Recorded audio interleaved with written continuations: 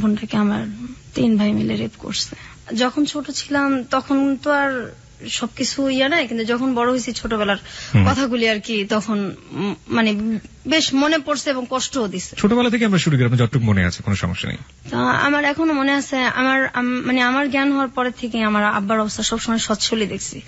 সচ্ছল মানে কি? সচ্ছল মানে আমাদের টাকা পয়সার কখনো কোনো অভাব ছিল না, নিজেদের বাড়িও ছিল, এখনো আছে, মানে দারিদ্রতা দেখি নাই কখনো।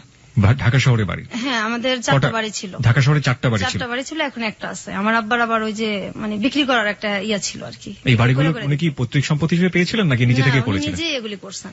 আচ্ছা, নিজে পরিশ্রম দ্বারাই করছেন আর কি।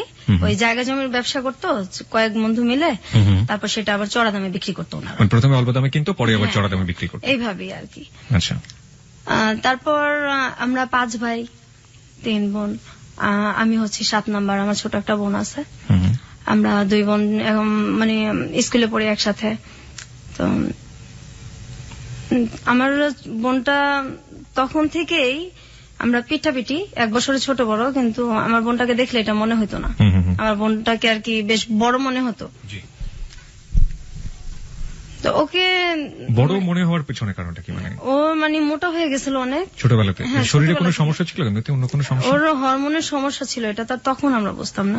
আর আমার ফ্যামিলি কখনো ডাক্তারও দেখায় নাই, কিন্তু ওর সাথে আমার মানে বোঝা যেত না যে আমরা দুইজন এত মানে কাছাকাছি যে বয়স, মনে হতো অনেক ছোট বড় আর কি। ওকে বড় মনে হতো, আপনাকে ছোট মনে হতো? ওকে অনেক বড় মনে হতো। তারপর আমরা স্কুলে যাইতাম, আমার বাবা টাকার অভাব নাই, কিন্তু আমাদের কখনো ব্যাগই কিনা দেয় নাই। আমরা ব্যাগ ছাড়া বই নিতাম হাতে করে। আপনাদেরকে বই মানে কিনে দিত না? বই মানে স্কুলে তো পড়ি, প্রাইমারি স্কুলে, কিন্তু ব্যাগ যে নিব, বইটা যে নিব, ব্যাগ, সেই ব্যাগ আমাদের কিনা দেয় নাই, আমরা হাতে করে নিতাম। কারণ আপনার সব সন্তানের প্রতি কি একই রকম আচরণ করতো নাকি শুধুমাত্র আপনাদের? আমার ভাইদেরকে অন্যভাবে দেখতাম। আমার ভাইরা তো তখন অনেক বড়, কিন্তু এটা মানে শুরু এই যে বুঝি যে আর কি। আর একসাথে খাওয়াইতে গেলে সবসময় আব্বা মা ছেলেদেরকে পাশে রেখে বসায় খাওয়াইতো, আমরা বসলে আমাদের 2 বোনকে উঠাই দিত। কেন? আপনারা কখনো জিজ্ঞেস করতেন না যে কেন আচরণ করছেন? জিজ্ঞেস করতাম। কি বলতো? কোনো কিছু বলতো না, যে হিংসা করো কেন আমার ছেলেদের সাথে, এটা বলতো মাঝে মাঝে। তারপরে দেখতাম আমরা। আপনার ভাইরা কোনো প্রতিবাদ করতো না যে না বসে থাকো? কখনোই না, এটা তো মানে বাবা মার মতোই ওনারা। তারপর মানুষ টিফিন নিত, আমরা সেই সকালবেলা 2টা বোন যাইতাম। আমাদের আর্থিক অবস্থা ভালো হতো যে আমাদের টিফিন দেওয়া হতো না। আমার ছোট বোনটা ক্লাসরুমে কাঁদতো, আর স্কুলের মাঠে একটা আম গাছ ছিল, খিদে লাগতো খুব, তো আমি গিয়ে সেই মাঠের মধ্যে বসে বসে কাঁদতাম। সবাই খাইতেছে, আমরা 2 বোন খাইতে পারতেছি না, অথচ আমরা কখনো অভাব দেখি নাই। তো আপনারা কি কখনো প্রতিবাদ করতেন না? কারণ ওই সময়টা তো আসলে এতটা ইমোশনাল। আপনারা যখন বলছেন যে খুবই ছোটবেলায়, তো বাসায় এসে অনেক ঝগড়াঝাটি করতেন না যে কেন টিফিন দাও না বা কি অবস্থা? আমরা তো ভয় পেতাম, আমরা বলতে পারতাম না। ভয় পেতেন কেন? আমাদেরকে মারধর ভয় পেতাম। হ্যাঁ, ছোটবেলা থেকে আমরা খুব টর্চারে বড় হয়েছি, তো তখন তো আমরা অনেক ছোট। আমার বোনটাকে যেখানে ভর্তি করার কথা আপনার 1-এ, কি তখন তো বেবি ছিল, প্রাইমারি স্কুল ছিল, সেখানে ওরে ভর্তি করা হয়েছে 2-তে, বড় দেখে। কিন্তু ও যে পারবে কিনা এটা কখনো দেখে নাই, ওকে ভর্তি করে দিল, বাস দিল একদম ধাম করে ক্লাস দিল।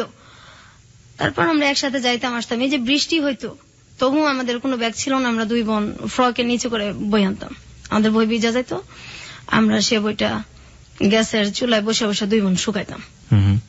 আমাদের ওই বই ছিল কি হইলো এটা দেখার মতো কেউ ছিল না। আমার বড় বোন ছিল, সেও কখনো আমাদের কেয়ার করে নাই। আর যদি গরিব মানুষদের সাথে খেলতাম, যারা আমাদের চাইতে একটু ছিল, তখনও মার খেতাম, অনেক মার খেতাম। আমাদের সবার সাথে। আপনাদের ভাইদের ক্ষেত্রেও কি একই রকম কিছু? হ্যাঁ, আমার ভাইরাই মারতো, আর ভাইদেরকে ওইভাবে দেখতো না। আপনার ভাইয়ের সাথে আপনার বয়সের ডিফারেন্সটা সেই সময় কতটুকু ছিল বা এখনো? আমার একটা ভাই আছে, সেটা হলো আমার বোধহয় 3 বছরের বড়, আর এরপর তো সবই বড়, অনেক বড়। কত বছরের ডিফারেন্স? যেমন আমি যদি মনে করেন আমি 1-এ পড়ি, তখন তারা 7-এ 6-এ পড়ে, এরকম। আচ্ছা, যাই আমরা আরো সামনের দিকে, গল্পের সামনের দিকে যাই। তো যখন এই মারধরগুলো করতো, আপনারা বাবা কিংবা মাকে নিশ্চয়ই বলতেন? ওনাদের সামনেই মারতো, সামনে তো একসাথেই তো সামনেই মারতো, কখনো কিছু বলতো না। মারার জন্য কোনো কারণ না, এই যে খেলতেছি গরিবদের সাথে মারতেছে, বা এই সারাক্ষণ তো মানে এটা করো ওইটা করো, আমাদের 2 সেকেন্ডের জন্য দুইটা বোনরা আমাদের মানে বসতে দিত না, সারাক্ষণ এটা করো।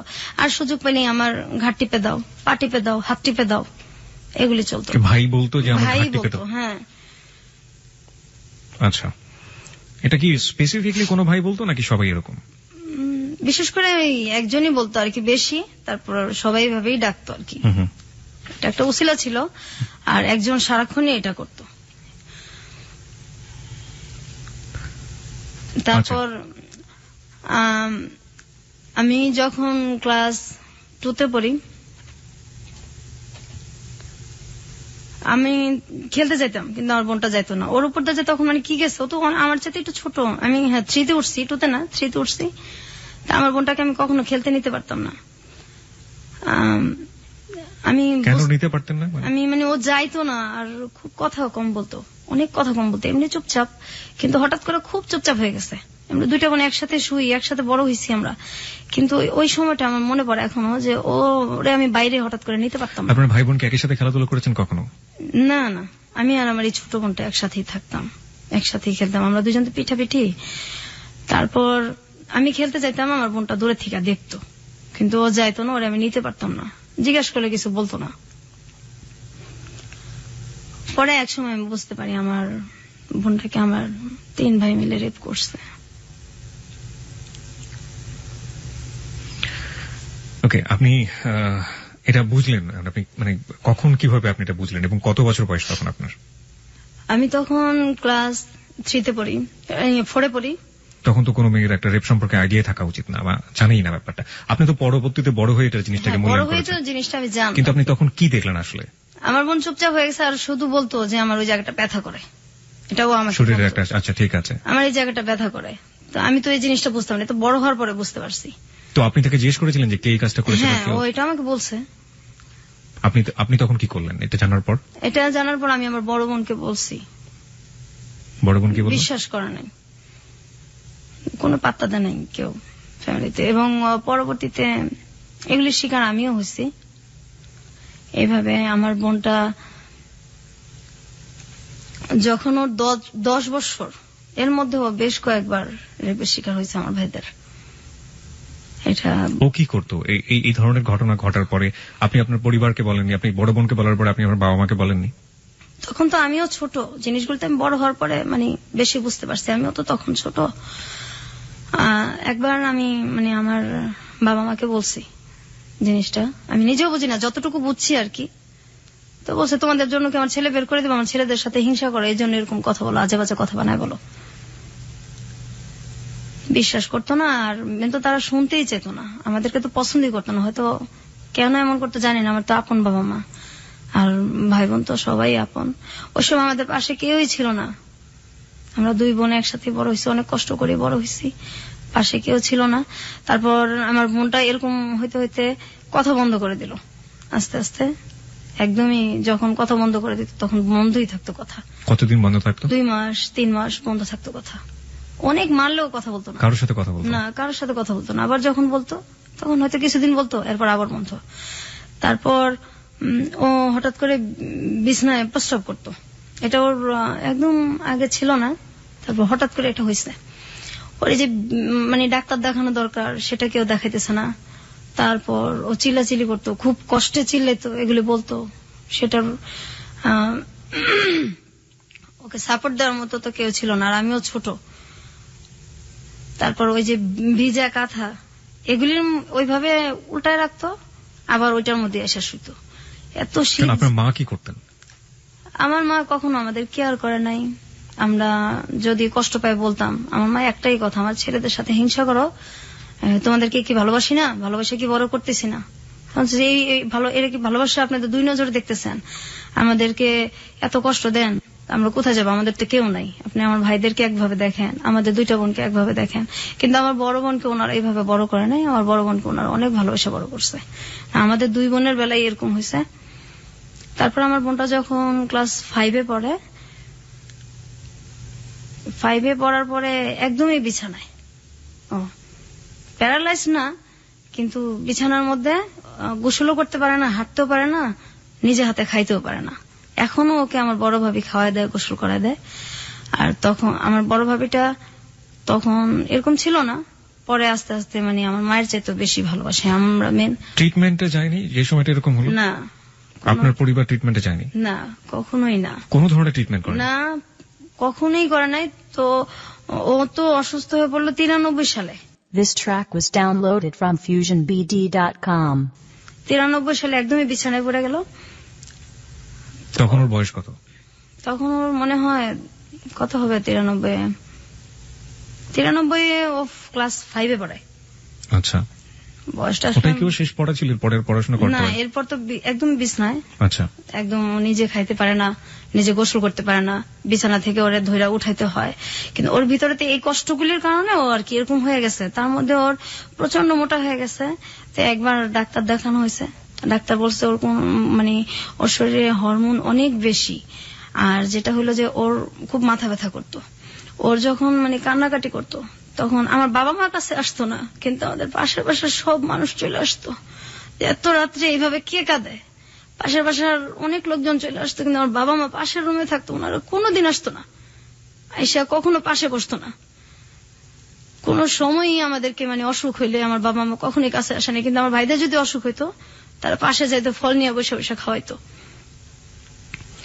তারপর আমার বোনটা যখন একদম পড়ে যায় অসুস্থ অবস্থায়, তখন আমার এই ভাবি ওরে এই শুরু করে টানা আর কি। আমার ভাবিটা এমন দিন গেছে যে আমার মানে দুধ জাল দিচ্ছে, ছেলেদেরকে খাওয়াইতো, আমার মা বাবা খাইতো, কিন্তু আমাদের দুই বোনকে কখনোই দিত না। এই দুধ যে মানে খাওয়াটা, আমাদের বাসায় সবসময় দুধ রাখতো, আমার ভাবি আমাদেরকে খাওয়াই মেন। আমরা ভাবির কাছ থেকে এটা শিখি। আর মায়ের ভালোবাসাটা আমার বড় ভাবি দিছে আমাদেরকে। পরবর্তীতে আমার সেজ ভাবি আসছে, উনিও এখন আমাদের আদর করে। কিন্তু আমার বোনটা এখন অসুস্থ। আমার বাবা আমার বোনটার কখনোই চিকিৎসার কথা বলে খুব রাগারাগি করে। একবার কিভাবে যেন অনেক ঝগড়ার পর আমার বোনটাকে ডাক্তার দেখানো হয়েছে। তো ওই যে ডাক্তার উনি বলল যে হরমোন বেশি, এটা ট্রিটমেন্ট আমি করব। আর ওর সিটি স্ক্যান করা হয়েছে, ওর মাথায় কোনো সমস্যা নাই, ওর মেন হলো তোমার মানসিক ডাক্তার দেখাতে হবে। এটা দেখাইলে তারপর ধীরে ধীরে যদি ঠিক হয়, এর মধ্যে এছাড়া ওর কোনো আর ইয়া নাই। তো চিকিৎসাটা মনে হয় 2-3 বছর চলছে। তারপর আমার এক ভাই বলছে না, ওকে পাগল নাকি, ওর মানসিক ডাক্তার দেখানো লাগবে। তারপর এই কথা বলার পর ওর চিকিৎসা বন্ধ হয়ে গেছে। আমার আব্বা ওকে আর কোনোদিন ডাক্তার দেখায় নাই।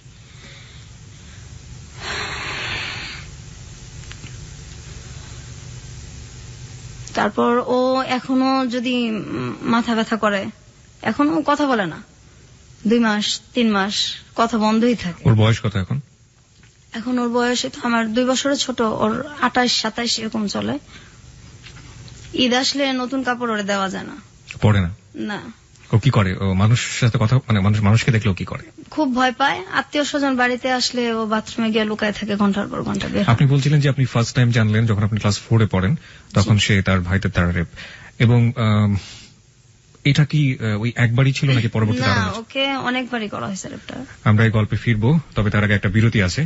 বিরতির পর শ্রোতা যারা শুনছেন তাদের উদ্দেশ্যে আমরা বলতে চাই, আমরা ফিরে আসছি আজকের হ্যালো 8920 গল্পতে। এবং সবকিছু আসলে জীবনের গল্প, জীবনে সবকিছুই সম্ভব, এবং যা হয়েছে আজকে তা আসলে অসম্ভবের চেয়ে অসম্ভব।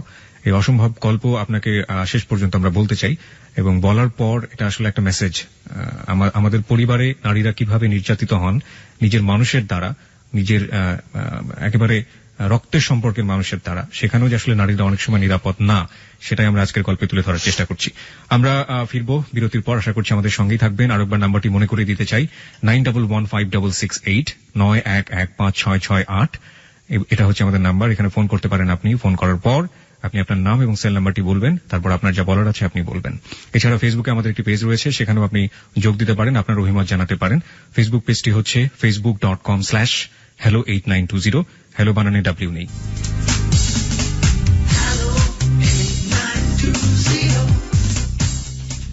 সংবাদের আগে আমরা ছোট করে আবারও ফিরেছি, এবং একটু পরেই সংবাদ রয়েছে। আমার মনে হয় যে আপনি বোধহয় একটু নার্ভাস ফিল করছেন বিথি। আসলে কি একটু নার্ভাস? শরীরটাও আপনার তেমন একটা ভালো না, আপনি বোধহয় একটু নার্ভাস ফিল করছেন। নার্ভাস ফিল করার আসলে কিছু নেই। আমরা মনে করি সবচাইতে জীবনে ঘটে যাওয়া ঘটনাগুলো, আপনি আজকে বয়স যদি আমি ভুল করে না থাকি, যেহেতু আপনার বোনের চেয়ে 2 বছরের বড়, 30-এর কাছাকাছি আপনার বয়স, 30 বছর ধরে আপনি যে কষ্টটা বয়ে চলেছেন এবং সেই কষ্টগুলো আজকে আপনি আমাদের এবিসির লাখো শ্রোতার কাছে ভাগাভাগি করতে এসেছেন, নিশ্চয়ই আপনার একটি উদ্দেশ্য আছে, সেটা আমরা অনুষ্ঠানের শেষের দিকে জানবো। এবং এই যে এত কষ্ট করে বুকের মধ্যে লালন করে চলেছেন, এবং এমন কষ্ট যেটা আসলে কার কাছে কি আপনি আপিল করবেন, কার বিরুদ্ধে আপনি আপিল করবেন?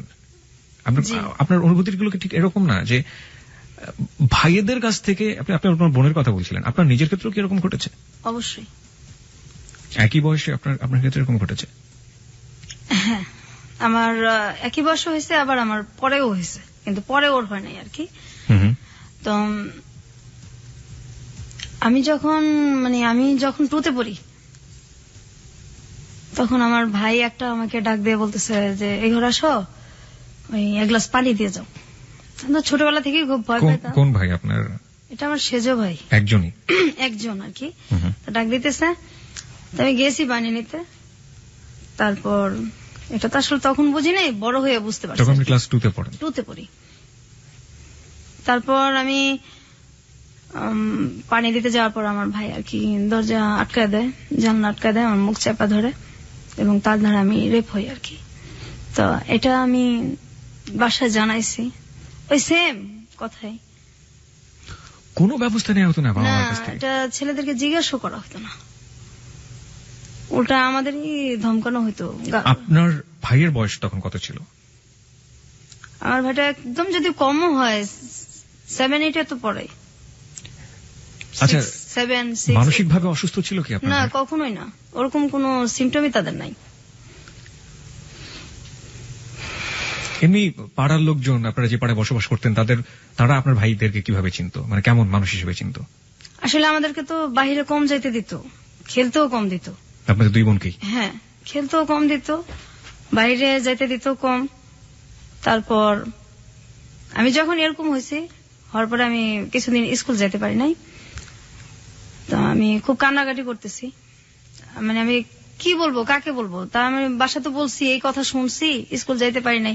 এই যে যাই নাই, এর জন্য অনেক মারধর করা হয়েছে আমার। আমি স্কুল কেন যাই নাই? আমাদের যদি একটু খারাপ লাগতো, আমরা স্কুল বন্ধ দিতে পারতাম না।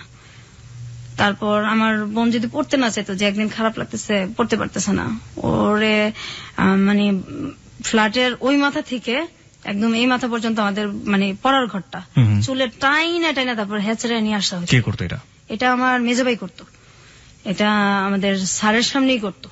আচ্ছা, আমরা গল্পের বাকিগুলো শুনতে চাই সংবাদের পর। রাত 12টার সংবাদের পর আমরা আসলে এই গল্পের শাখা প্রশাখা সবগুলোই জানার চেষ্টা করবো। আশা করছি আমাদের সঙ্গেই থাকবেন, সংবাদ পর্যন্ত অপেক্ষা করুন, তারপরে গল্পের মূল জায়গাগুলোতে আমরা যাব।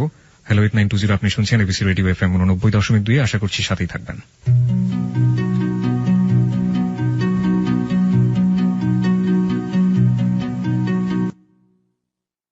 এই গানে বন্ধু শারমিনের সাথে লা ক্লাসিকে প্রতি সোমবার দুপুর 12টার খবরের পর শুধুই এবিসি রেডিওতে।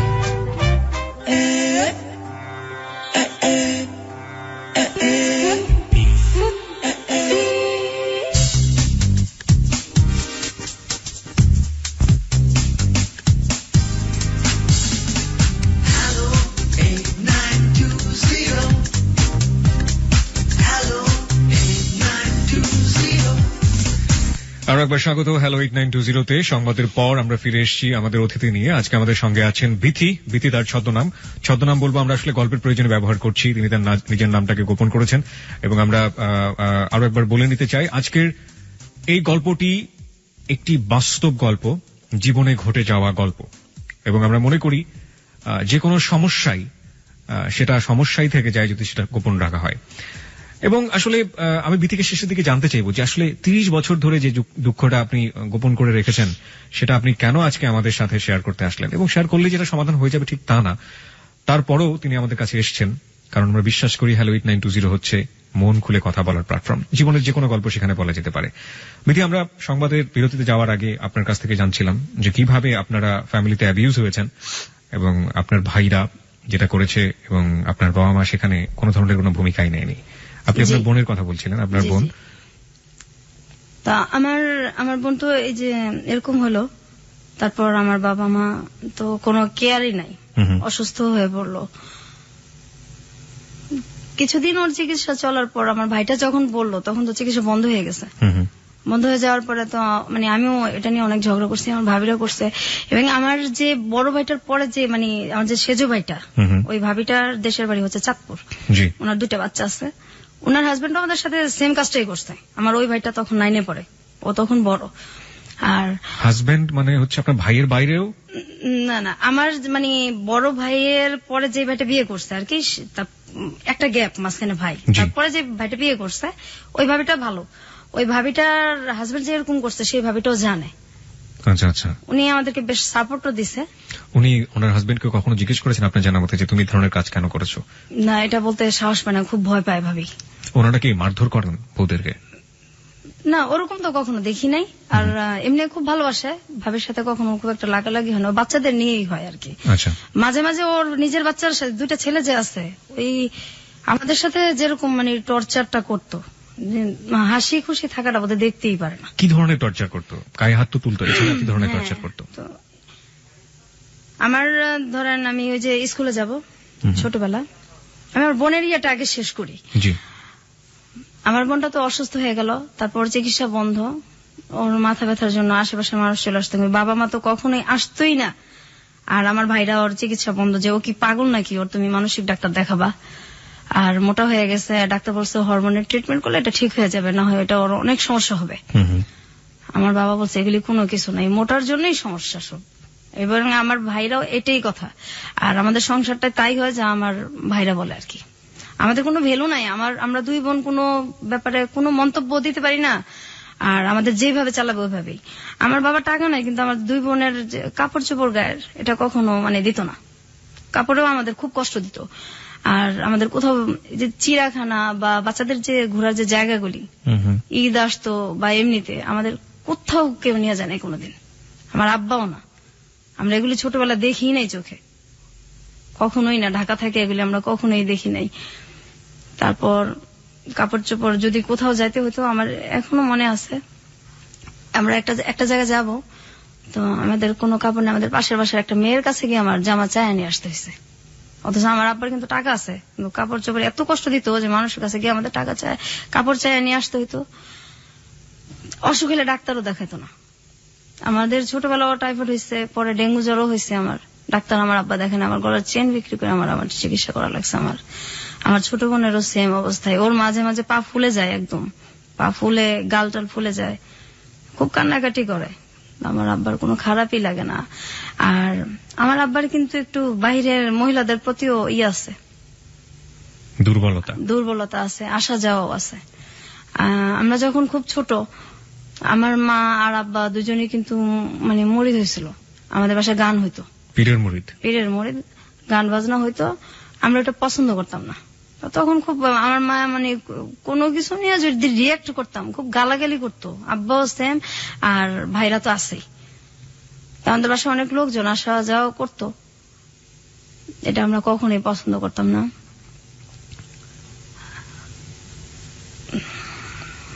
খুব বেশি ইমোশনাল হয়ে গেলে আপনি গল্পের সামনের দিকে যেতে পারবেন, এবং আমি যতদূর জানি যে আপনি শারীরিকভাবে অসুস্থ, সুতরাং আমার মনে হয় একটু কন্ট্রোল করে আপনাকে বলতে হবে। আমি আর আমার ছোট বোন, আমার বোনটা যখন 6-এ পড়ার বয়স, ও তো 5-এ পড়া আর যাইতে পারলো না, একদম অফ। এর মাঝে তো আমি আগেই বলছি যে আমিও রেপ হয়েছি। তারপর আমি যখন, আমার বোনটা অসুস্থ শুয়ে আছে, আমার মাকে আর কি একটা ছেলে ধর্মের মা ডাকে, তো উনি আমাদের বাসায় আসে অনেক রাত্রে। আমাদের বাড়িটা ছিল অর্ধেক দোতলা অর্ধেক একতলা। আমি আর আমার বোনটা যে রুমে শুইতাম তার পাশে আমার আব্বা আম্মার রুম ছিল, তারপরে ছিল বাথরুমটা। তো ওই লোকটা রাত্রে মানে আসে আমাদের বাসায়, আসার পরে আমার আব্বা আর মা আমার ভাইদের সাথে ওরা শুইতে না দিয়ে, আমাদের কিন্তু জায়গা আছে, ড্রয়িং রুম আছে, আমাদের রুমে পাঠিয়ে দিচ্ছে আমাদের সাথে শোয়ার জন্য। তো আমি ওইটা গিয়া বলছি যে আমাদের এত জায়গা আছে, উনি আমাদের সাথে কেন শুবে? তখন বলছে ওইখানে শুলে সমস্যা কি, তোমার ভাই না? ভাই বলে কিছু না, ভাই শব্দ তো ঘৃণা করি ছোটবেলা থেকেই, ভাই নামটাই ঘৃণা করি আমরা, ভাই আবার কি, ভাই বলে কিছু নাই। তারপর ওই লোকরা আমাদের সাথে শোবে। পরে আমরা কি করবো, আমরা 2 বোন সারা রাত একসাথে না ঘুমায় বসে আছি, আর ওই লোকটা আমাদের বিছানার মধ্যে শুয়ে আছে।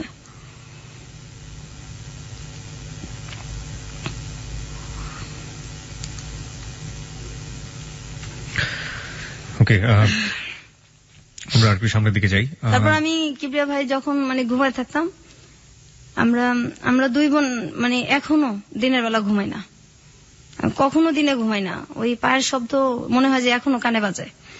যখন ঘুমায় থাকতাম আমার ভাইরা ঘুমন্ত অবস্থায় এসে গায়ে হাত দিত। আমার ওই ভাইটা তখন 9-10 পড়ে, আমি তখন ক্লাস 6 কি 5 পড়ি। ঘুমন্ত অবস্থায় এসে গায়ে হাত দিত, চিল্লাচিল্লি করতাম, কান্নাকাটি করতাম। পাশে আমার মা আছে, আমার আব্বাও আছে, মনে হয় যে শুনেই নাই, কিছুই শুনে নাই। ভয়ে কখনো শুইতামই না, মানে রাতটা। আর মাঝখানে আমাদের যে দরজাটা ছিল এটা মানে আটকানো যেত না, এটা আমার আব্বা কখনো ঠিক করে দিত না। তাহলে হয়তো আমরা ওই বয়সটা একটু সেফ থাকতে পারতাম আর কি। কখনো ঠিক করে দিত না, কিন্তু ছেলেদের যদি কোনো সমস্যা হতো সেটা সাথে সাথে ঠিক হয়ে যেত। এটা এখনো হয়, ছেলেদের সব সমস্যার সমাধান সাথে সাথেই করা লাগবে। আমাদের কোনো সমস্যার মানে কোনো সমস্যাই নেই তাদের কাছে।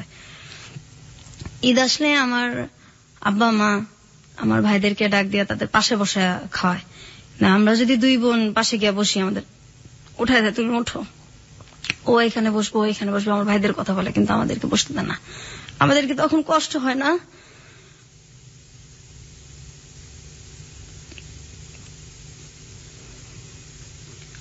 আমি সবসময় বলতাম যে আমরা কি মানে আপনাদের সন্তান না? আর আমরা দুই বোন খুব মানে তখন থেকেই কল্পনা প্রবণ হয়ে পড়ি যে কত মানুষ যায় রাস্তা দিয়া, যদি ওই লোকটা এসে বলতো যে আমি তোমাদের বাবা, তোমাদের রাস্তায় ফালাই গেছি, তো তোমরা হারাই গেছিলা, ওরা তোমাদের পাইছে। আমরা সবসময় এই জিনিসটা ভাবতাম, যদি কেউ এরকম আসতো।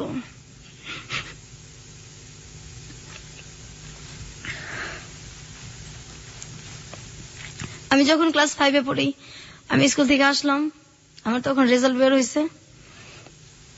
আমি বাসায় এসে দেখি আমার যে বড় ভাইটা, আমার বড় ভাইটার বয়স তখন সম্ভবত 30-35 কাছাকাছি। আমি তখন ক্লাস 5 পরীক্ষা দিয়ে আসলাম, ফাইনাল রেজাল্ট নিয়ে আসছি বাসায়। আমি এসে দেখি একটা আমার বড় ভাইয়ের মতো কি তার সাথে একটু বড় এরকম একটা লোকের সাথে আমার বিয়ে ঠিকঠাক আমার বিয়ে দিয়ে দিবে। মানে আমি তো খুব কান্নাকাটি করতেছি, আমার ছোট বোন, আমরা অনেক কান্নাকাটি করতেছি। আমার দুইটা মামাতো ভাই, ওরা বলতেছে এটা কেমন কথা, এত বয়স্ক লোকের সাথে আর ও পড়ে, কিসের অভাবটা কি যে ওরা বিয়ে দিয়ে দিবে। আমি আমার বাবার পায়ে ধরে কান্নাকাটি করছি, আমার বিয়ে দেন না, আমার পড়ান, আমি যখন বড় হব আমি আমার পড়ার খরচগুলি আপনার আমি দিয়ে দিব, তো আমার বিয়ে দেন, আমি পড়তে চাই।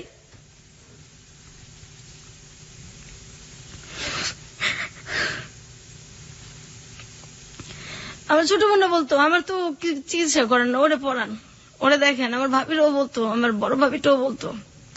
আমার আব্বা মা কারো কথা শুনতো না। তারপর ওই বিয়েটা আমার মামাতো ভাই, আমি, আমার ছোট বোন, আমরা মিলা এটারে মানে ওই লোকটাকে বাড়ি থেকে তাড়াই আর কি, অনেক অপমান করে যতটুকু ওই বয়সে কুলাইছে। আর এই জন্য আমার যে ভাইটা বেশি টর্চার আমাদেরকে করছে, ওই ভাইটা আমাদেরকে অনেক মারছে ওদিন রাত্রে। আমি স্কুলেও 4-5 দিন যাইতে পারি নাই, আমার এত জ্বর আসছে। কেন আমি এটা কেন করলাম? বিয়ে দিলে দিবে, আমি এটা বলার কে?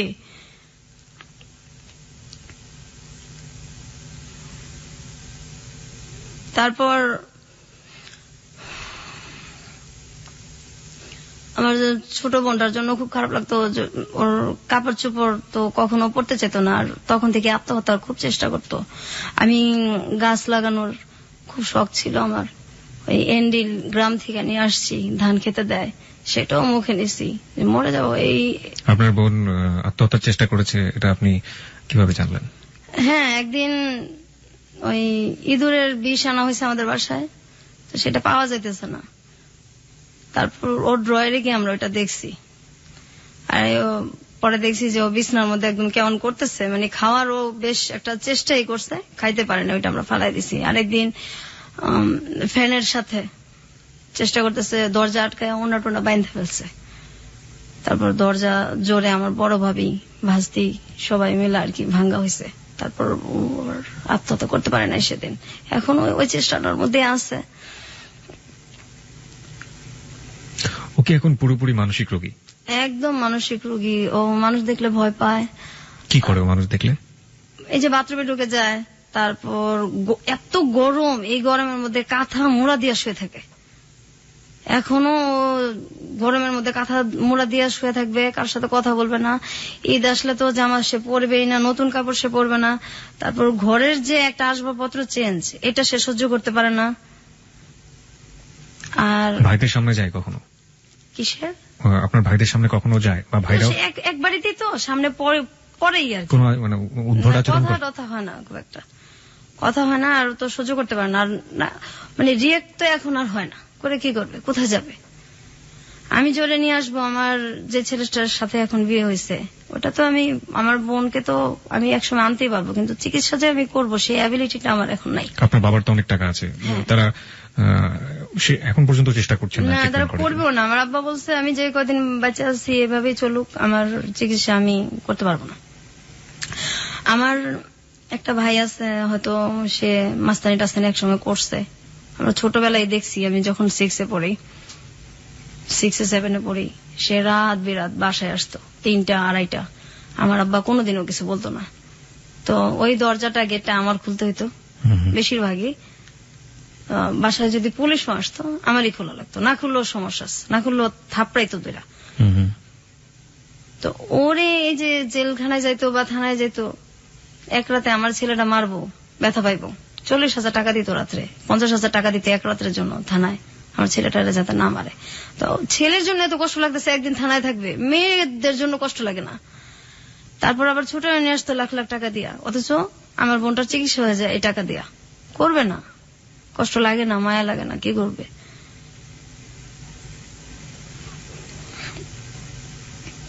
আমার মাও এরকমই ছিল, মা বাবা দুইজনই ছেলেদের প্রতি দুর্বল। আপনি সর্বশেষ এই দুর্ঘটনার শিকার হয়েছেন কত বছর বয়সে? তখন ক্লাস 8-এ পড়ি। ক্লাস 8 পর্যন্ত আপনাকে এই দুর্ঘটনা সহ্য করতে হয়েছে? আপনার মা তখন বেঁচে ছিলেন? হ্যাঁ, আমার মা মারা গেছে যে 4 বছর হয়েছে। ক্লাস 8-এ যখন আপনার লাস্ট এই ঘটনাটা ঘটলো, আপনি আপনার মাকে বলেছিলেন? হ্যাঁ, বলছি। মা কি বলেছিল? তুমি মিথ্যা কথা বলো, সারা জীবন আমার এই ছেলে নামে এসব বদনাম করো, ওকে বেশি ভালোবাসি, সহ্য করতে পারো না, এগুলো কি বলো? তারপর আমার আব্বার ওইখানে গেছে, আমি তো কাঁদতেছি। তারপর গেছে, যাওয়ার পরে একটু পরে দেখি আমার আব্বাও খুব চিল্লাচিল্লি করতেছে, কি আমি কি 2 মেয়ের জন্য কি এসব কথা কয়? আমার 2 মেয়ের জন্য কি আমি আমার ছেলেদেরকে বাসা থেকে বাইর করে দিব নাকি? আপনার বাড়ির আশেপাশের লোকজন জানতো না এই ধরনের ঘটনাগুলো ঘটে? না। আপনার কখনো মনে হয়নি আপনি পুলিশে যাবেন, পুলিশে গিয়ে বলবেন? হ্যাঁ, এরকম মনে হইতো, কিন্তু যখন মনে হইতো যে বললাম ঠিক আছে ধরে নিল, বের হয়ে আমাকে যখন কিছু করবে, তখন আমি কোথায় যাব? আমার তো যাওয়ার জায়গা নাই, আমি যাব কোথায়? আমার বাবা মাই তো আমার নাই, তো আমি এখানে কোথায় যাব? কোনো জায়গায় তো নেই যাওয়ার। তারা মাঝে মাঝে বলতাম আমাদেরকে মাইরা ফেলেন বিষ খাওয়া। ধরেন আমি রেডি হইতেছি স্কুলে যাব, ওই সময় আমার ভাইটাকে বলতেছে, ম্যাক্সিমামই কি করতো আমাদেরকে, যেগুলো আমরা ছবিতে দেখি, ওই আমার হাত টিপা দাও, পা টিপা দাও, মাথাটা টিপা দাও। তো যাইতে চাইতাম না। আমার মাই বলতো, এই ডাক্তারছে যাস নাকে, বড় ভাইটাকে যাস নাকে, যাইতে চাইতাম না। তখন রাগারাগ করতাম, কিন্তু লাভ হইতো না, মারি খেতাম, অনেক ভয়ে চলে যেতাম। তারপরে একদিন এরকম হয়েছে, স্কুলে যাব, ওই সময় আমার ভাই, আমি ড্রেস পরা আর মাত্র 8 ঘন্টা আছে আমার স্কুলের সময়, তখন ডাক দিয়া বলতেছে হাত পাত। তো আমি হাত পাইতে দাঁড়াই আছি। তারপর আমার ভাই কমলা খাইতেছে আর খোসাগুলি আমার হাতে দিতেছে।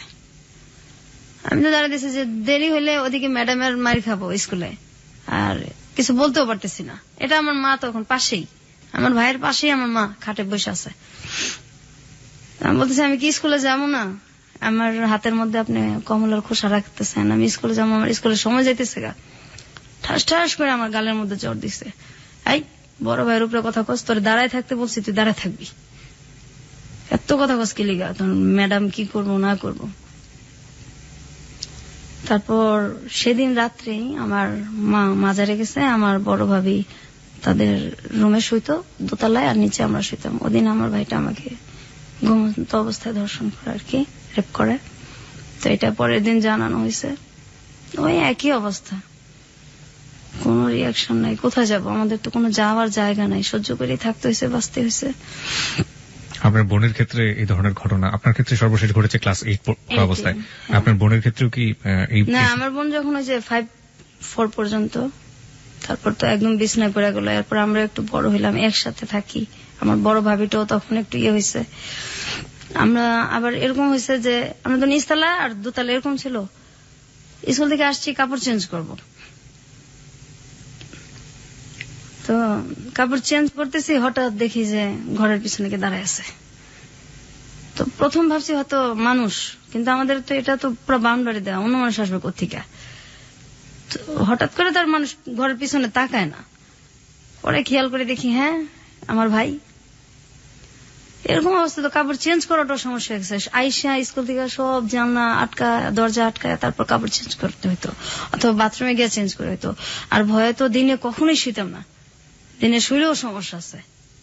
এই ধরেন বৃষ্টি হইতেছে অনেক একদিন, তখন আমি ক্লাস 7 পড়ি, তো বৃষ্টিতে ভিজে আসছি, আইসা খুব ক্লান্ত, ভয়ে কখনো শুই না। ওদিন কিভাবে জানি একটু ঘুমায় গেছি, হঠাৎ করে ঘুমের মধ্যে দেখি যে আমার ভাই সবসময় ঘুমের মধ্যে গায়ে হাত দিত আমাদের। তো হঠাৎ করে আমার ভাই গায়ে হাত দিছে, আমি তো ঘুমের মধ্যে চিল্লাইতেছি, সহ্য কত করব, কোথায় যাব, চিল্লাচিল্লি করতেছি। আমার মা দৌড়াইয়া রান্না করতে আসছে, কি হয়েছে বললাম, দেখেন এইভাবে বাচ্চা যায়, এগুলি কি আমাদের মাইরা ফেলেন, না হয় আমাদেরকে কিছু একটা করেন, এইভাবে কিভাবে থাকবো। তো আমার আম্মা যে তরকারি নাড়ানাড়ি করে খুঁড়স, ওইটা নিয়ে আসছে আমাকে মারার জন্য। আমার ভাইটিকে তো কিচ্ছু বলেই নাই, উল্টা আমাকে আসছে মারতে।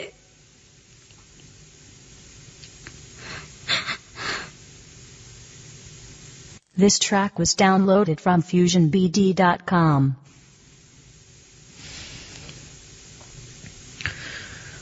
আচ্ছা, আপনার পড়াশোনা কতদূর পর্যন্ত হয়েছে? আমি ইন্টার্ন পরীক্ষা দিচ্ছি, এক সাবজেক্ট খারাপ করছি, পরে আর দেওয়া হয় নাই। আমি এর পর্যন্ত তো গেল, তারপর 9-এ উঠলাম। 9-এ ওঠার পরে আমার ওই সময় থেকে আমার আব্বা পড়ার খুব কষ্ট দিত, বই দিত না, বই দিলে খাতা দিত না। তারপর অনেকদিন ঘুরাইতো, ম্যাডাম স্যারদেরও মার খেতাম, হইতো না। আর স্যার আমি যখন ক্লাস 6-এ উঠছি তখন পর্যন্ত আমার স্যার, এরপর আর আমাদের স্যার রাখে নাই। যখন আমি 8-এ 9-এ উঠলে তো আর নিজে থেকে পড়া যায় না, অঙ্ক ইংলিশ এগুলি তো লাগেই। তো পড়া না পারলে মারি খেতাম, বাসায়ও মারি খেতাম, আর পড়া না পারলে স্যারদের কাছেও মারি খেতাম। তো যে আমার ক্লাসের যেসব মেয়েদের সাথে সম্পর্ক ছিল, ওদের ভাই ছিল, তো ভাই শব্দটাকেই ঘৃণা করি। যাদের ভাই ছিল ওদের বাসায় আমি কখনো যাইতাম না, আর যাদের দেখতাম ওর বাবা মা বেশি আদর করে ওখানেও যাইতাম না, কখনোই যাইতাম না, ভালো লাগতো না যাইতে, সহ্য হইতো না।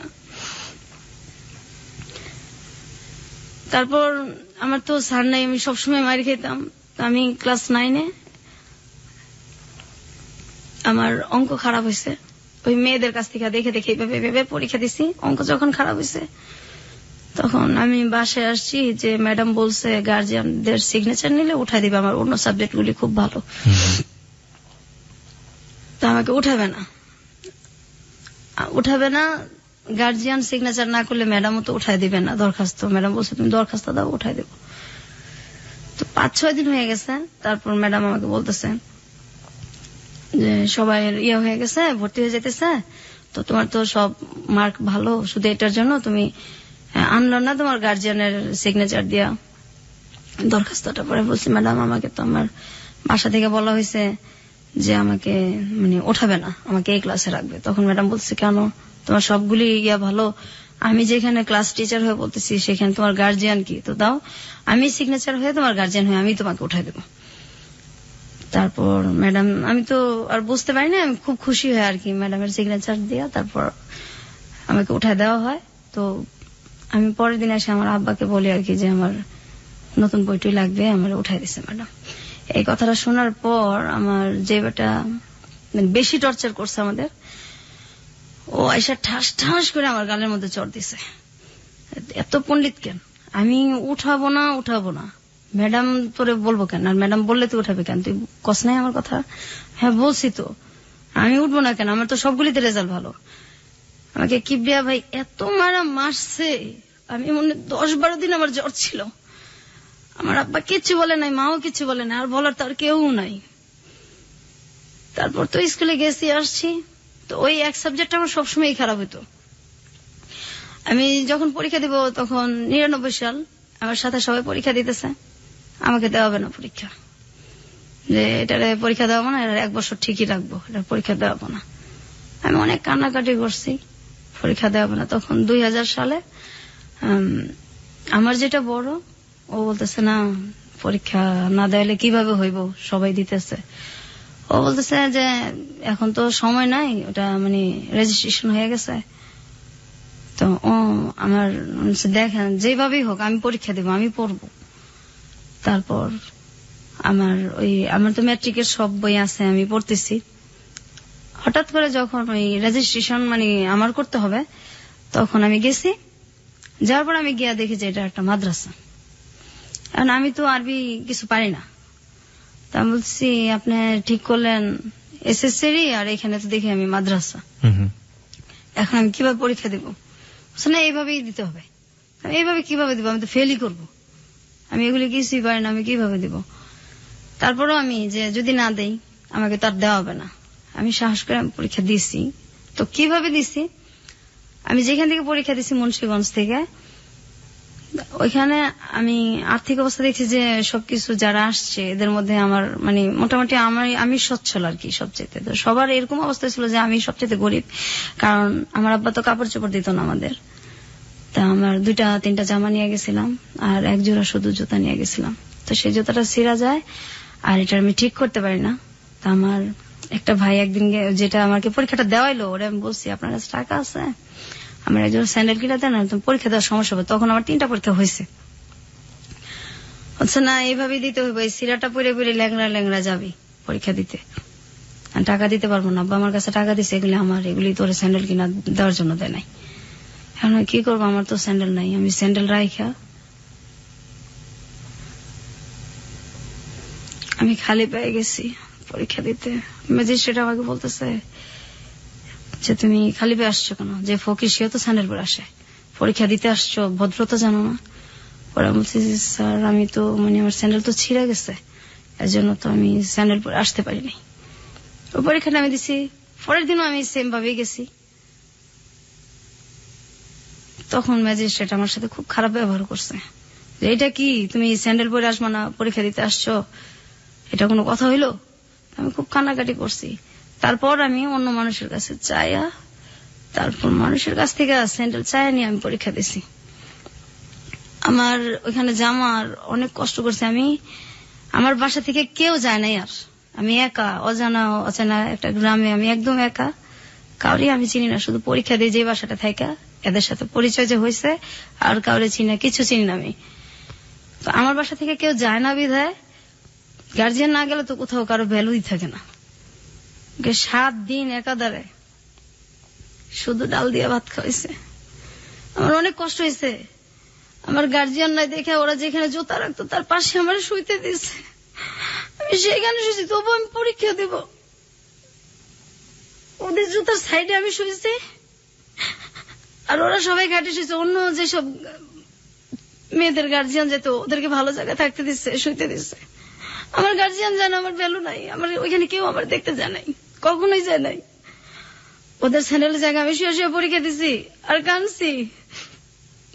তারপর আমি পাশ করছি। আমি বলছি আব্বা আমি কিন্তু পড়বো, আমার আপনি কষ্ট করে পড়াবেন, আমি পড়বো। এখন বলছে ঠিক আছে পড়ো। আমি খুব খুশি, কিন্তু আমার কলেজে ভর্তি করে না, কলেজে ভর্তি হওয়ার টাকাও দেয় না। আমি অনেক কষ্ট করে সব জায়গায় ভর্তির ডেট শেষ, অনেক কান্নাকাটি করে আমার আব্বুর কাছে, অনেক পায়ে ধইরা তারপর আমি ভর্তি হয়েছি। ভর্তি হওয়ার পর এখন আমার বই কিনা দেয় না, বই ছাড়া কিভাবে পড়বো। তারপরে অনেক কষ্ট করে পড়তেছি, যখন সবাই চলে যেত, ছুটি হয়ে যেত, ক্লাস যার যার এক এক সময় এক একজনের ক্লাস শেষ, যখন পুরা কলেজটা ফাঁকা হয়ে যেত, তখন আমি লাইব্রেরিতে যাইতাম। লাইব্রেরি স্যারের হাত ধরে কাঁদতাম যে স্যার আমি খুব গরিব মানুষ, সব শেষ হয়ে গেলে আমার আপনি একটু নোট করতে দিবেন, আমার তো বই নেই। আমার তখন মাত্র 6টা বই ছিল। স্যার বাকি বইগুলো আমি প্রত্যেকদিন এসে নোট করে করে নিয়ে যাব, আমার আপনি একটু সময় দেবেন। স্যার বলছে ঠিক আছে তুমি নোট করে নিয়ে যাও। সবাই চলে যেত, তারপর আমি সন্ধ্যার সময় বাসায় আসতাম, এই নোট করে করে আমি পরীক্ষা দিছি। আমি একটা সাবজেক্ট খারাপ করছি, আমি অনেক কান্নাকাটি করছি, পরে আমার আর পরীক্ষাই দেওয়া নেই আমার আব্বা।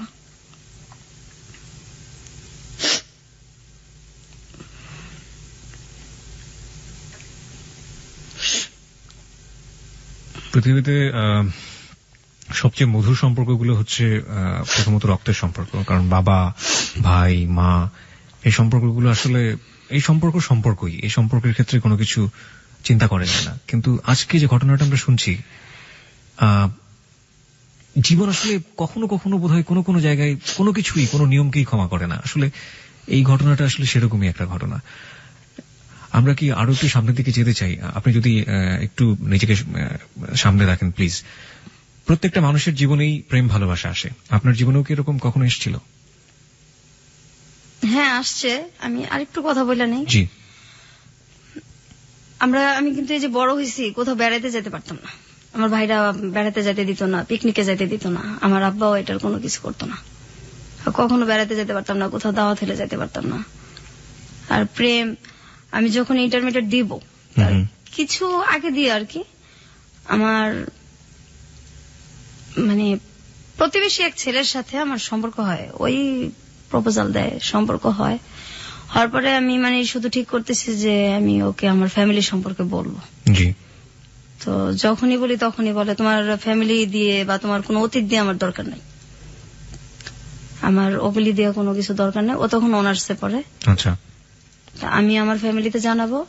ও অনেক গরিব ছিল, আমাদের ফ্যামিলির তুলনায়। এখন আমার ফ্যামিলির ভিতরে কি এটা তো আর ও জানে না। জি। বাইরে থেকে তো বড় লোকই। ও সবসময় বলতো যে আমি তোমার সাথে কোর্ট ম্যারেজ করবো, তোমার ফ্যামিলিতে বললে তো আমাকে বিয়ে দিবে না। আমি বলছি না, আমি রাজি করাবো। তো আমার কিছু কথা আছে, এটা তুমি শোনো, তারপর ভালো লাগলে সম্পর্ক আগায়। বলছে না পরে। তো এই শুনে না যখনই বলতে চাই যে আমার একটু একটু টাচ দেই, কিন্তু ওই যে জিনিসগুলি, ওগুলি সুযোগটা হয় না। আর আমিও বলার যে ইয়াটা মনের, ওইটাও আমি সঞ্চয় ওই তখন সাহসটাও পাই না। যে আমি তো একা, যদি ও চলে যায় তো আমি তো এরপরে তো একদমই একা হয়ে যাব। কত বছরের সম্পর্ক ছিল ওর সাথে? 2 বছর। ওকে। তারপর একটা সময় আমার তখন আমার আব্বা তো পড়াবেও না, বিয়েও দিবে না। তারপর ওরে আমি ওই সময়টায় ওর সাথে যখন আমার সম্পর্কটা প্রায় 2 বছর কাছাকাছি, ওরও অনার্স শেষ হয়ে আসছে, শেষ পরীক্ষা দিচ্ছে অনার্স, তখন ওকে আমি বলছি যে তোর সাথে কিছু কথা আছে, আজকে আমার কথা শুনতেই হবে।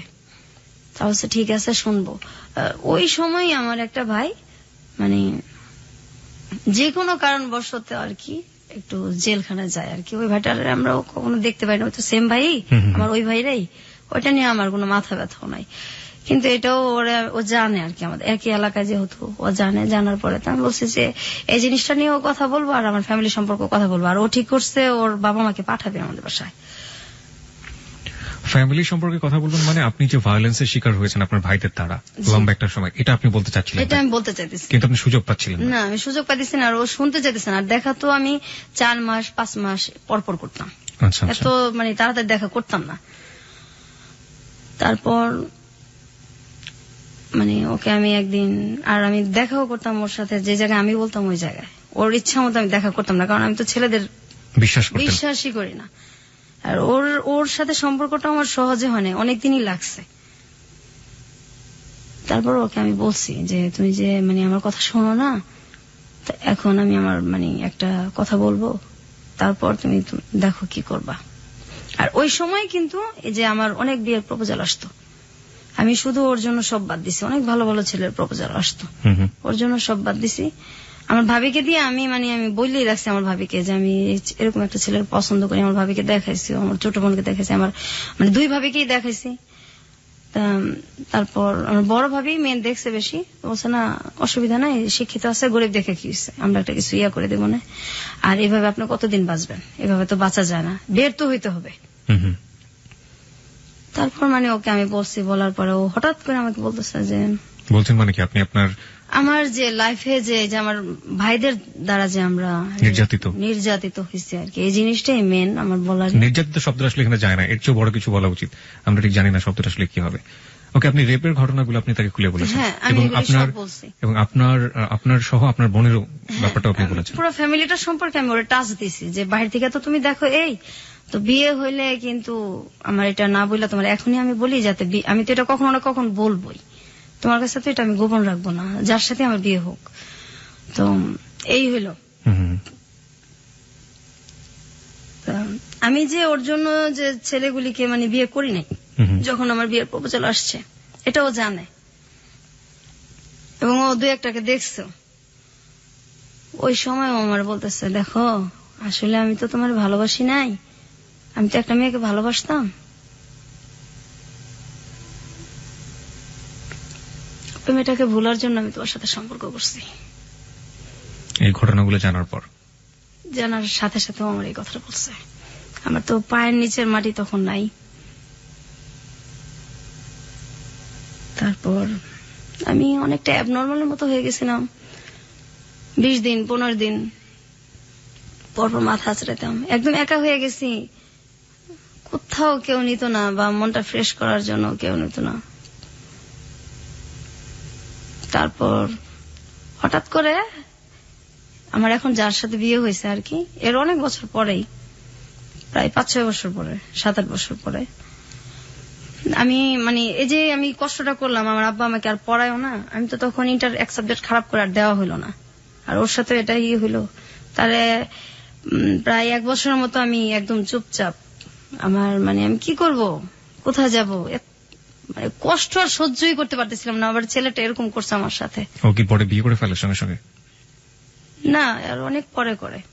আর পরে যোগাযোগ করেনি আপনার সাথে? না, কখনোই না। এবং আপনার ভাইরা যে এই আপনি যখন খুলে বললেন যে আপনার ভাইরা আপনাকে এই ধরনের আচরণ করেছে আপনার সঙ্গে, ও এই ব্যাপার নিয়ে আর কোনো কথাই বলেনি? কোনো কথাই বলে না। ও বলছে আমি আসলে একটা মেয়েকে ভালোবাসতাম, ওকে ভুলার জন্য আমি তোমার সাথে সম্পর্ক করছি।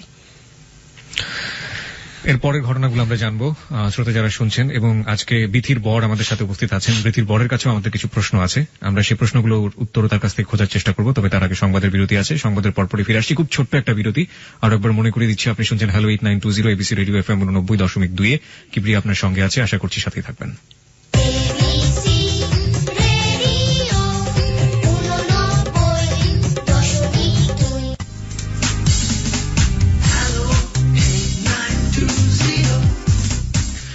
হ্যালো 8920 আরো একবার স্বাগত। 1:04 হচ্ছে সময়। কিবরিয়া আপনার সঙ্গে আছে, আর আপনি শুনছেন আপনার প্রিয় স্টেশন এবিসি রেডিও FM 89.2। এই হ্যালো 8920 হচ্ছে আপনার গল্প বলার প্ল্যাটফর্ম, আমরা বলি এটাকে। এবং আপনি আপনার জীবনের গল্প এখানে বলতে পারেন। এখানে আমরা কোনো কাকতালীয় অধিভৌতিক কোনো গল্প বলি না, এবং আপনি আপনার জীবনে যেটা ঘটে গেছে সেই গল্পগুলো এখানে বলবেন। এবং সেই গল্প থেকে যারা আমাদেরকে শুনছেন, লাখো লাখো শ্রোতা, তারা বিভিন্ন শিক্ষা নিয়ে থাকেন। আজকের গল্প থেকে আমরা কি শিক্ষা নেব? প্রত্যেকটা মানুষেরই আসলে এখানে ব্যক্তিগত একদমই আপেক্ষিক একটা ব্যাপার, যে আসলে কি শিক্ষা নেব। তো আমি একটা শিক্ষা ব্যক্তিগতভাবে নিয়েছি এবং নিব, সেটা অনুষ্ঠানের শেষের দিকে বলবো। আর একইভাবে বিথি আজকে আমাদের সাথে আছেন। ছদ্মনাম বলছি, তার আসল নামটা বলা সম্ভব হচ্ছে না আমাদের পক্ষে, এবং আসল জায়গাটাও বলা সম্ভব হচ্ছে না। সে কি শিক্ষা নিয়েছে তার ছেলেমেয়েদের ক্ষেত্রে, সেটাও আমরা জিজ্ঞেস করব। আর এই ফাঁকে আপনাকে আরো একবার একটু মনে করিয়ে দিতে চাই, আমাদের অনুষ্ঠানে আপনি অংশগ্রহণ করতে পারেন। 24 ঘন্টা একটি নাম্বার খোলা রয়েছে আপনার জন্য, 91156668। আবারও বলছি, 91156668। এই নম্বরে ফোন করে আপনি আপনার নাম এবং আপনি আপনার সেল নাম্বারটি ধীরে স্পষ্ট করে দিয়ে আপনি যা বলতে চান বলবেন। যে কোনো ধরনের প্রতিক্রিয়া হতে পারে, যে কোনো ধরনের কথা হতে পারে, কিংবা আপনি যদি এখানে অতিথি হয়ে আসতে চান, কি গল্প বলতে চান আপনার জীবনে, সেটা বলতে পারেন এবং আপনার সাথে আমরা যোগাযোগ করবো। হতে পারে আগামী সপ্তাহে আপনি এখানে আমাদের অতিথি হয়ে আসবেন। এছাড়া ফেসবুকে আমাদের অতিথিদের সাথে যোগাযোগ করতে, অতিথিদের যে কোনো ধরনের সাহায্য করতে, অতিথি প্রোগ্রাম সম্পর্কে অনুভূতি জানাতে, যে কোনো মন্তব্য করতে, আপনি ফেসবুকে একটি পেজ রয়েছে হ্যালো 8920, সেটাতে আপনি যোগ দিতে পারেন। আপনাকে যেভাবে খোঁজ করতে হবে, RJ Kibria, RJ space KEBRIA, not KIB, ঠিক আছে? আরজে স্পেস KEBRIA, ওখানে আপনি জয়েন করতে পারেন এবং আপনার যা প্রতিক্রিয়া আছে আপনি সেটা জানাতে পারেন। এখন পর্যন্ত আমরা যেসব প্রতিক্রিয়া পেয়েছি, মানে হঠাৎ করে যদি বলা হয় যে পৃথিবীটা ধ্বংস হয়ে গিয়েছে, এবং তারপরও মানুষ অবাক হবে না, এত বেশি অবাক হচ্ছে। এবং আমিও ঠিক এতটাই অবাক হয়েছিলাম যখন আমি বিথিকে ফোন করেছিলাম, বলেছিলাম যে আপনি আসলে কি বলতে চেয়েছিলেন, আপনি একটু বলেন। আমি স্পিচলেস, যেটাকে বলে, আসলে বাকরুদ্ধ হয়ে গিয়েছিলাম। আমরা ঘটনার এখনো শেষের দিকে না, আমরা একটু সামনের দিকে এগোতে চাই। বিথি, সেই ছেলেটা তো আপনার জীবন থেকে চলে গেল, তার 4-5 বছর পরে আপনি বিয়ে করলেন। যাকে বিয়ে করলেন সে আমাদের সাথে রয়েছে এই মুহূর্তে, আপনার বর। এটাও কি আপনার লাভ ম্যারেজ ছিল? না। এই বিয়েটা হলো কিভাবে? বিয়েটা হলো যে আমাদের মানে ও হচ্ছে আমার দুঃসম্পর্কের আর কি এক আত্মীয়র ছেলে, এক দুঃসম্পর্কের এক খালার ছেলে আর কি। তো আমরা যখন ওদের সাথে আমাদের কোনো সম্পর্কই নাই, আচ্ছা যেন খুব ছোট 5-এ 6-এ পড়ি, তখন সম্ভবত ওদের বাড়িতে আর কি সম্ভবত না একবার গেছি আমি আর আমার মানে বড় ভাইয়ের মেয়ে। তখন আমার বড় ভাই তো খুব ছোটবেলা বিয়ে করে ফেলছিল, ওটা বলা হয় নাই। তো ওর মেয়েটা আর আমাদের কিন্তু মানে বয়সের বেশি পার্থক্য না। আচ্ছা তারপর যাই হোক ওই ভাস্তিটা আর আমার ভাস্তিটা তখন খুব ছোট, মানে ওর কোলেই নেই এরকম আর কি। ওরা নিয়ে গেছি, যাওয়ার পর তো ওই সময় ও সম্ভবত 9-এ পড়ে, 9-এ কি 8-এ পড়ে। ওই সময় গেছি, যার পর এই আর কখনো যাওয়া আসা না না, ওরাও কখনো আসে নাই, আমরাও কখনো যাই নাই। তো ও নাকি ওই সময় দেখে আমাকে ভাল লাগছে, ওই 9-এ পড়া অবস্থায় আর কি, ওইটা সে মনে রাখছে আর কি। তো এর মধ্যে হয় কি, আমি মানে আমাদের গ্রামে যাই একদিন বেড়াতে, যাওয়ার পর আমার যে মানে চাচাতো মামা, ওটা সম্পর্কে ওরও মামা হয়। তো ওই মামা আমাকে আর কি বলতেছে যে তোমাকে উমুক আর কি আত্মীয়র ওই মানে ওর পরিচয়টা দিছে। আমি তো চিনি না, কারণ আমি ছোটবেলা একবার গেছি। সে তো আমাকে খুঁজে কেন, সে কি জানি এমনি জিজ্ঞাসা করলো। আমার মাথায় তো আর কিছু আসে নাই, কারণ আমি তো তারে চিনি না, ছোটবেলা একবার দেখছি, ওটা তার মনেই নাই। তারপর হঠাৎ করে একদিন আর কি উনি ফোন দেয় আমারে যে আপনার নাম কি? হ্যাঁ আমার নাম এই। ওর আমার নাম বলার পরে আমি চিনতে পারি যে আপনার সাথে আমার কিছু কথা আছে। যে বলেন। আমি তো কথা আসলে ফোনে বলবো না, আপনার সাথে আমি দেখা করবো। আমি দেখতে এত খারাপ, আপনি আমার সম্পর্কে ভাই হন তো এমনি থাক না, কারণ আমি তো আপন ভাই দিয়ে ঘৃণা করি, আর কিসের খালাতো ভাই কিসের কি ভাই শব্দই আমার কাছে নাই, তো আপনি আমার সাথে কেন দেখা করবেন? সে একটু কাজ আছে আমার, আমি দেখা করবো না আর কি। তারপর অনেকদিন আমাকে মানে অনেকদিন ফোন করছে, প্রায় 2 মাসে ফোন করার পরে, খুব রিকোয়েস্ট করার পরে তারপর আমি ঠিক আছে আমি দেখা করবো আপনার সাথে। তারপর আমি দেখা করছি, করার পর উনি বলছে যে আমি আসলে আপনাকে তো সেই ছোটবেলা দেখছি, তো আমি তখন থেকে ঠিক করে রাখছি আমি বিয়ে করলে আপনাকে করবো। বলছে না আমাদের ভাই বিয়ে করা যাবে না, আমি বিয়েটা করবো না, কারণ বিয়ের শব্দটাও ঘৃণা করি। ছোটবেলা ওই যে আমার একবার বিয়ের ইয়েটা হয়েছে, তারপর থেকে বিয়ের শব্দটাও ঘৃণা করি, আর আমি এগুলির মধ্যে নাই, আর বিয়েটা করবো না। আর আমার আব্বা তো মানে বিয়ের টাকা খরচ হবে, বিয়ের মধ্যেও নাই, আর আমার তো তখন মানে বিয়ের না, আমার তখন আমি কাঁদতেছি যে আমি পড়বো, পড়াশোনা করবো। হ্যাঁ, আমার যে পড়া গ্যাপ গেছে, আমার যে একটু বয়সটা বাড়ছে, ওইটা আমার কিচ্ছু যায় আসে না, লজ্জাও লাগে না। আমি মেন হলে আমি পড়বো, তখন আমি পড়ার জন্য কাঁদতেছি যে কেউ যদি আমার সাহায্য করে তখন আমি পড়বো। তেমন যে আপনি যদি পড়তে চান তা ঠিক আছে আমি পড়াবো, কিন্তু আমি আপনাকে বিয়ে করবো। ঠিক আছে আপনি বিয়ে করবেন, আমি তো বিয়েটা করবো না, এরকম কথাটা তো বলে চলে আসি, আর কথা হয় না। তো উনি আমার অনেকদিন ফোন দেয়, ফোন দিতে থাকে। এক পর্যায়ে আমি আমার ফোনটা মানে সিমটা আমি চেঞ্জ করে ফেলি। আমার ওই মামা তো আমার মানে আমার গ্রামে আমার ওই মামা আমার ফোন নাম্বার গুলি তো সবসময় নিত, ওনার সাথে আমার সবসময় কথা হতো। ওনার আমি বলছি যে আপনি ওনাকে কিন্তু কখনো আমার নাম্বারটা দিবেন না। তখন আমার ওই মামা ওরে কি করে, আমার মামার আবার ও খুব ইয়ে করে বলে বুঝায়, তারপর ফোন নাম্বারটা দেয়। দেওয়ার পরে ও বলতেছে, খুব কান্নাকাটি করছে, আপনি ফোন চেঞ্জ মানে সিমটা চেঞ্জ করলেন, আমার তো আপনার সাথে কথা ছিল, আপনি এরকম করেন না। পরে আমি দেখেন আমি ভাই বিয়ে করবো না। অনেক রিকোয়েস্টের পরে তখন আমি বলছি যে আমি এরকম একটা মেয়ে, আমি আপনার বিয়ের যোগ্য না।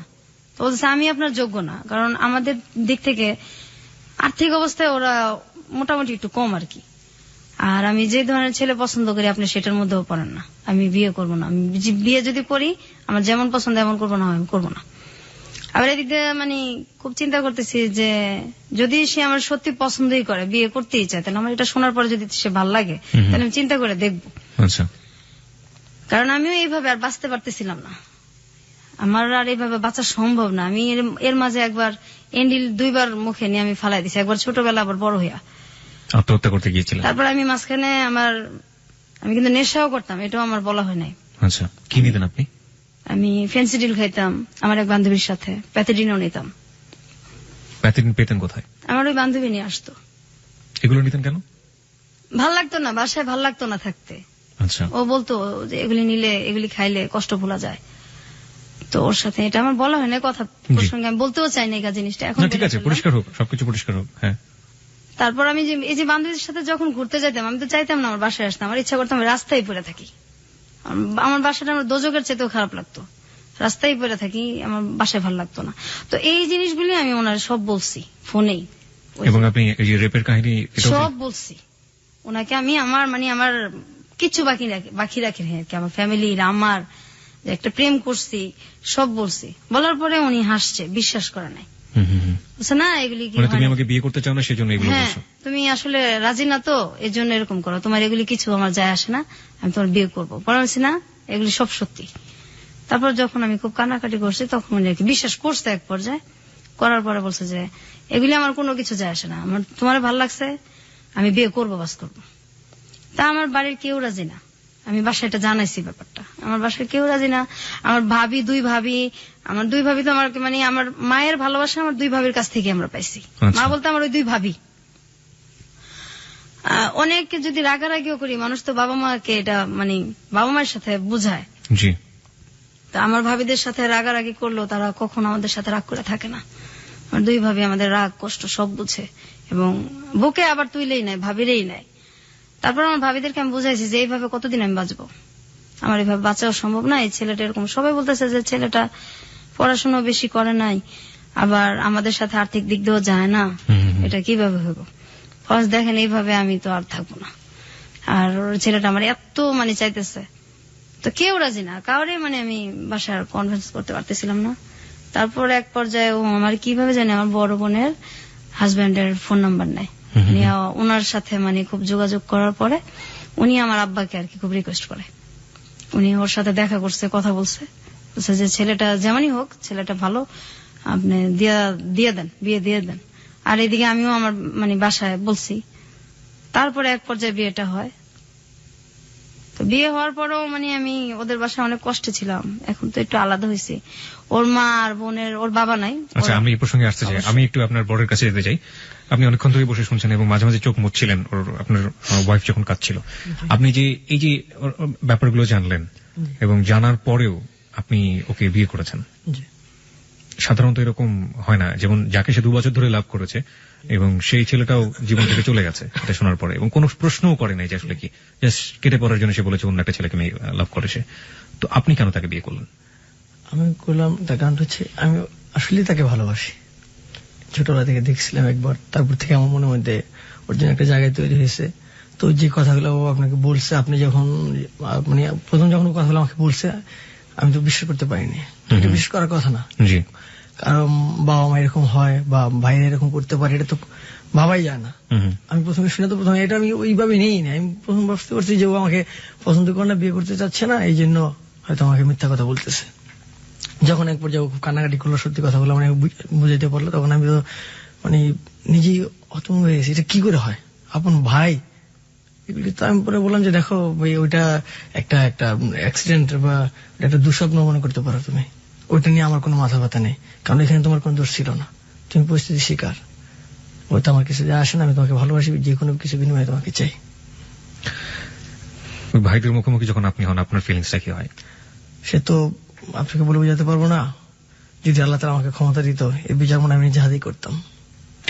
আচ্ছা বিধি, আপনার কাছে একটু আসি। আপনি এখন আপনার সেই বাপের বাড়িতেই আছেন এবং আপনি নিচতলায় থাকেন সম্ভবত, রাইট? হ্যাঁ, এটা আমি যে কয়েক মাস আগে আসছি। আমি তো অসুস্থ। কেন আসছেন? আসছি, আমি খুব অসুস্থ থাকি। আমার মানে ওই যে আমার শরীরের যে থাইরয়েড, এটা সম্পূর্ণ শুকিয়ে গেছে। টেনশনে আমার ডায়াবেটিস হয়েছে, আবার হাই প্রেশার হয়েছে, এত অল্প বয়সে, সব টেনশনের কারণেই হয়েছে। তো মাঝে মাঝে এত অসুস্থ হয়ে পড়ি যে আমি মানে রান্না বান্নাও করতে পারি না, এরকম অবস্থা হয়।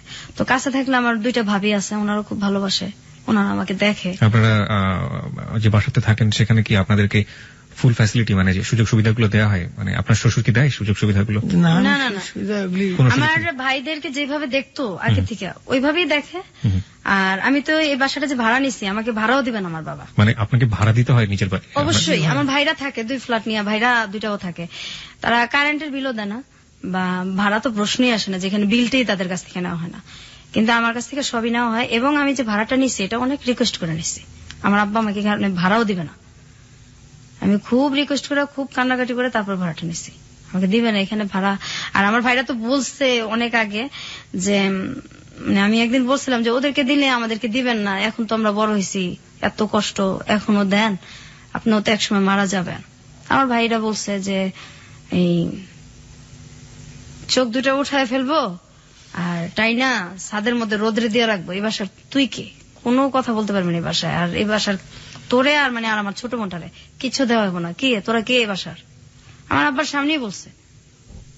আরে আমার আব্বার সামনে এটা তো নতুন কিছু না, আগে থেকে তো এর চেয়ে অনেক কিছুই হয়েছে। আপনি এখন আগের চেয়ে অনেক স্বাবলম্বী বলতে পারি, কারণ আপনার হাজবেন্ড আছে যে সবকিছু জানে, আপনাকে লাভ করে, আপনার হাজবেন্ড রোজগার করে, তার রোজগারের পাশে আপনাদের সংসার চলে, সুতরাং আপনি আপনার বাবার উপর ডিপেন্ডেন্ট না। অবশ্যই। এখন যদি আপনাকে বলা হয় যে আপনি আইনের দ্বারস্থ হন এবং আইনের দ্বারস্থ হয়ে আপনার যে অধিকার সেটা আপনি আদায় করে নেন, আপনি সেটা করবেন? না, আমি করতে পারবো না, কারণ তাহলে আমার যে ভাইরা এই সমস্ত কাজগুলি করছে তারা মোটামুটি ভালো ফর্মে আছে, তো আমার হাজবেন্ডকে হয় মারে ফেলবে, না হয় আমাকে মারে ফেলবে, আমি থাকতে পারবো না, বাঁচতেও পারবো না। এবং আমি যে এখানে আসছি এটা যদি জানাজানি হয় তাহলে যে আমার কি হবে আমি চিন্তাই করতে পারি না। এই রিস্কটা আপনি কেন নিলেন? আপনি কেন এত বড় জানার পরেও আপনি কেন রেডিওতে এসে লাখ লাখ মানুষের সামনে আপনি আপনার জীবনের কাহিনী বললেন? আমি মেন আসছি আমার ছোট বোনটার জন্য, যে আসলে একসাথে বড় হয়েছি, ওর কথাগুলি রেজিস্টার না আনলে আমারটাও চলে আসে, এই কারণে হয়তো আমার গুলিও বলা হয়ে গেছে। আমার ছোট বোনটার জন্য আসছি, আমার ছোট বোনটার জন্য আমি অনেক জায়গায় গেছি, ওর চিকিৎসাটা হোক। ও যে মানুষ এটা তো ভুলেই গেছে, যে ও যে মানুষ, ওর যে বাঁচার অধিকার আছে, ও তো মানুষ। তো ওর জন্য মানে যদি কেউ ওর চিকিৎসার জন্য সাহায্য করে, বা ওর যে কষ্টটা, আমার যে কষ্টটা, এটা মানুষ জানুক। আর আপনি যেভাবে মানুষের ধৈর্য সহকারে যে কথাগুলি শুনেন, আমি তো আমার হাজবেন্ড ছাড়া কাউকে এগুলি বলতে পারি নাই, আর আমার ভাবিরা ছাড়া। তো আপনার কথা শুনে আমার খুব ভালো লাগছে। আমি চিন্তাও করি নাই যে আমি মানে কেন যাব, কি করব, আমার ভালো লাগছে, আমি চলে আসছি। কিন্তু যখন আমি জানিয়েছি যে আমি আসবো, তখন আমি চিন্তা করছি যে দিলাম আমি কথা বলতে পারবো, আর বলার পর আমার কি হবে, এই চিন্তাটা আমি পরে করছি।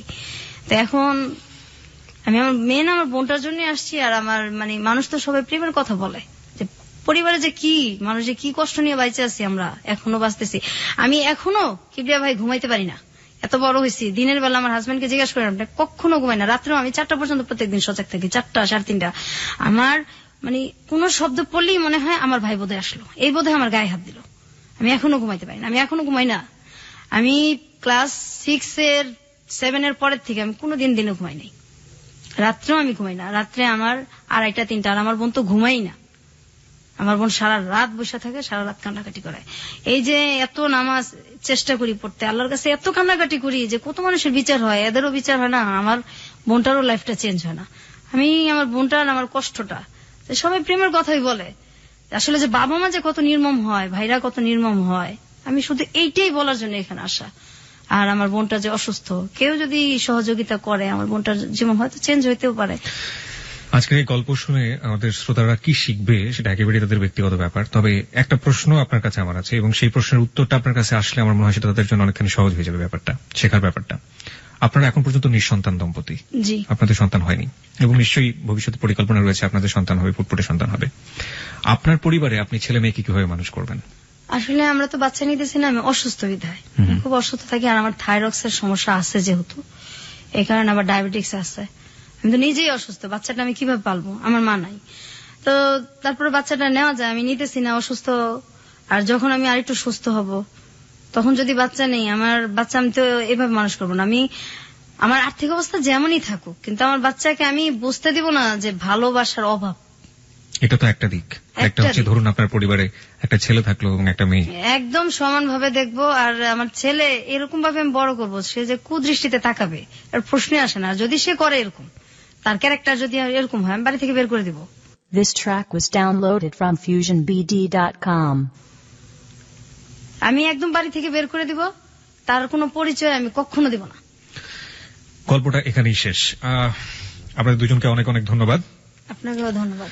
আমি শুধু একটা জিনিস এখানে মেসেজটা দিতে চেয়েছিলাম, যে আসলে কি করা উচিত। যারা অন্যায় করে, যারা অন্যায় করবে, তা সে যেই হোক না কেন,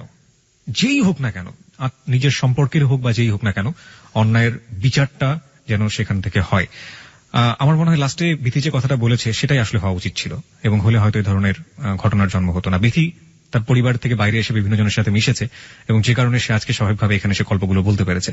কিন্তু বিথির যে বোনটি এসে আমাদের এখানে গল্প বলতে পারেনি, সে হচ্ছে রিয়েল ভিক্টিমাইজ, আমরা যেটাকে বলি, যে এত বড় সাইকোলজিক্যাল পেশেন্ট হয়ে গিয়েছে, এবং যার সুস্থতার জন্য আসলে আমাদের যদি কিছু করার থাকে নিশ্চয়ই আমরা সেই চেষ্টাটা যেন করি। আমাদের শ্রোতাদেরকে বলবো